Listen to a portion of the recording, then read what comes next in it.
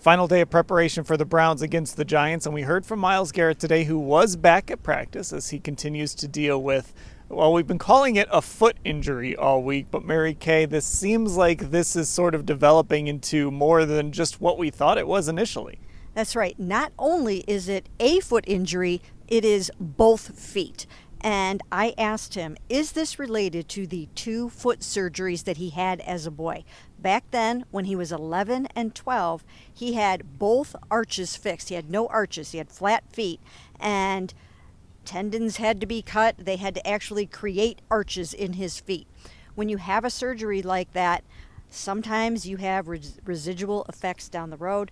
Apparently, that's part of what is bothering him right now. So I think this is something that he's really going to have to monitor. He's really going to have to keep an eye on it. He says there's pain, inflammation. It was bothering him heading into that Jaguars game.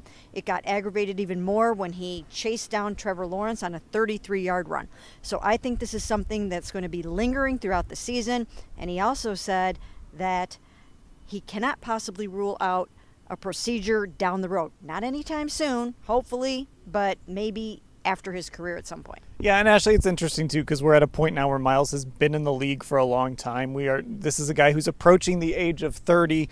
He's played a lot of football games in his life, so for something like this to crop up and potentially cause him problems, you're getting to that point in his football life where maybe something like that would start to happen. Yeah, it's year 8 for Myles in the NFL right now, so it's up there in terms of edge rushers, right? Now, these guys are playing older and older with all the modalities available to them and the athletic training and all the training they do when they're healthy. But it is, I think, concerning to hear him talk like this about something that is nagging him at this point where there isn't an easy fix or an easy treatment or even an easy procedure, really, to just go get done, clean something up. So it was interesting, I think, to hear him admit that today, that it's not just one foot, it's both feet and possibly related to these old procedures. One thing we do know is it would take a lot to actually take Myles Garrett off of the football field. We've certainly learned that over his years here in Cleveland. Now, continuing to look at the left tackle situation, there is a chance, it seems, that the Browns might have a full stable of tackles this week. Now, will they all be 100%? I don't know, but Mary Kay, there's at least reason for optimism that all 3 players, Jed Wills, DeJuan Jones, and Jack Conklin, could be active on Sunday. Yeah, finally, the long-awaited moment could be here. So we'll have to see how that goes, but they could have someone different at left tackle than James Hudson in this game. And they could probably really use that because they've got some excellent pass rushers that they're going against. It could be Jed Wills. It could be possibly Jack Conklin. Or they can do a platoon thing where they do a combo. And then, as we know, DeJuan Jones was also suffering a little bit over there at right tackle with his knee injury. So I think there's probably going to be a little bit of a rotation. Ashley, I feel like they have more of a plan already than Kevin Stefanski is letting on, that maybe they have a better idea of what things are going to look like on Sunday than they're saying. But Kevin just kind of stuck with his one day at a time. We'll see how everyone reacts on Saturday and Sunday and go from there. Yeah, I was surprised that Kevin Stefanski even admitted that if all 3 are healthy, ready to go, that they do know who would start in that situation. Now, he didn't, of course, tell us who that would be. He did not reveal the plan.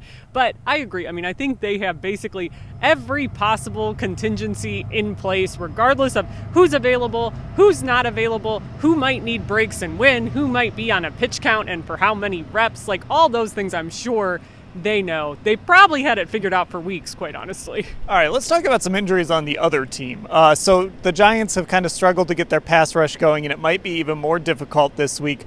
Brian Burns pops up on the injury report. He is questionable with a groin injury, so the timing seems to indicate something happened in practice either on Thursday or on Friday. But Mary Kay, for a team that is struggling to get to the quarterback early on, losing a guy like Brian Burns is not going to help. No, they have 3 excellent pass rushers in Dexter Lawrence, Brian Burns, and Kayvon Thibodeau.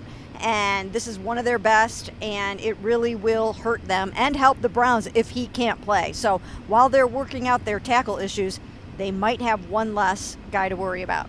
Yeah, Ashley, it's just one of those things where we talked about it on the podcast. We know these guys are talented enough that they're going to figure it out and break out. So not having Brian Burns hurts.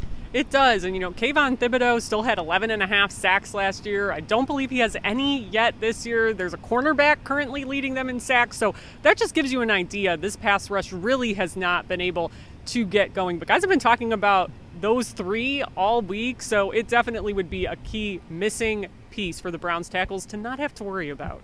Okay, we've got full coverage of everything Myles Garrett had to say today. Practice, injury updates, everything. You can find it all at cleveland.com/Browns.